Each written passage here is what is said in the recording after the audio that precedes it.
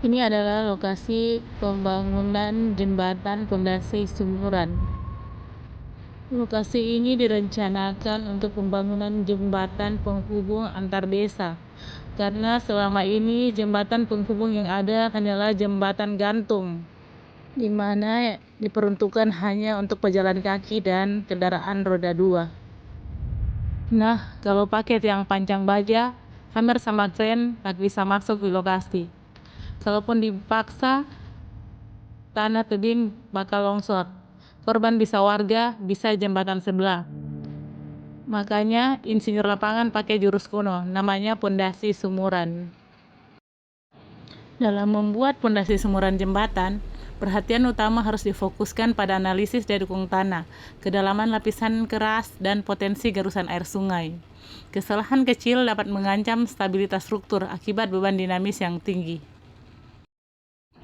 Penentuan penggunaan pondasi sumuran pada lokasi ini tentunya sudah melalui hasil analisis daya dukung tanah yang dilakukan oleh konsultan perencana yang sudah dituangkan dalam engineering estimate.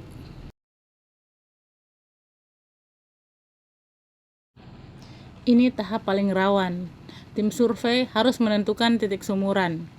Tidak boleh meleset 10 cm. Kenapa? Karena satu titik sumuran ini nanti akan menahan beban 25 ton. Lihat orang di belakang lagi narik benang. Itu namanya outset. Mereka mengukur as jembatan dari seberang sungai. Tanahnya lumpur, licin, ada risiko longsor. Salah titik sedikit, pas gali bisa ketemu batu besar atau malah amblas. Kerjaan kelihatan sepele, tapi kalau salah, rugi puluhan juta pas pelaksanaan. Makanya di gambar kerja, titik koordinatnya detail sampai milimeter. Dalam penentuan titik pondasi sumuran manual pada jembatan, fokus utamanya adalah menjaga posisi sumuran tetap vertikal dan tidak bergeser dari rencana. Hal-hal krusial yang harus diperhatikan yaitu titik referensi atau offset, buat titik acuan atau koordinat jembatan di luar area galian yang di offset sejauh jarak tertentu. Pastikan titik referensi ini aman dari getaran, genangan air, dan tidak terganggu selama proses galian sumuran. Posisi terhadap garis alinyemen. Pastikan titik pusat sumuran segaris lurus dengan garis sumbu melintang dan memanjang jembatan. Kesalahan alinyemen pada sumuran bagian bawah akan membuat segmen atas menjadi miring. 3. Kondisi tanah keras dan kedalaman. Titik sumuran harus benar-benar menembus lapisan tanah lunak hingga mencapai tanah keras. 4. Area bebas penggerusan. Untuk jembatan yang melintasi sungai, pastikan titik elevasi puncak sumuran diletakkan di bawah kedalaman gerusan maksimum dasar sungai yang terkikis air. 5. Toleransi vertikalisme dan posisi. Pastikan toleransi pergeseran sumuran dari titik rencana tidak lebih dari batas yang diizinkan spesifikasi. Umumnya, penyimpangan vertikal sangat dibatasi agar tidak membebani struktur atas secara eksentris.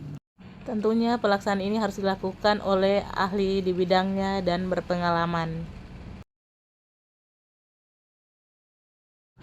Ini dia masalahnya. Baru gali 2 meter, air tanah langsung naik. Lihat, lubang ini penuh air keruh. Ekskavator tidak bisa gali lagi. Kalau dipaksa, dinding tanah longsor. Tukang harus turun, pasang buis beton buat nahan tanah. Terus sedot airnya. Lihat di kanan, itu sumuran beton yang sudah jadi.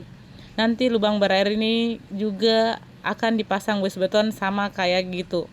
Jadi eksa cuma buat kupas tanah atas. Sisanya tetap kerjaan manual taruhan nyawa.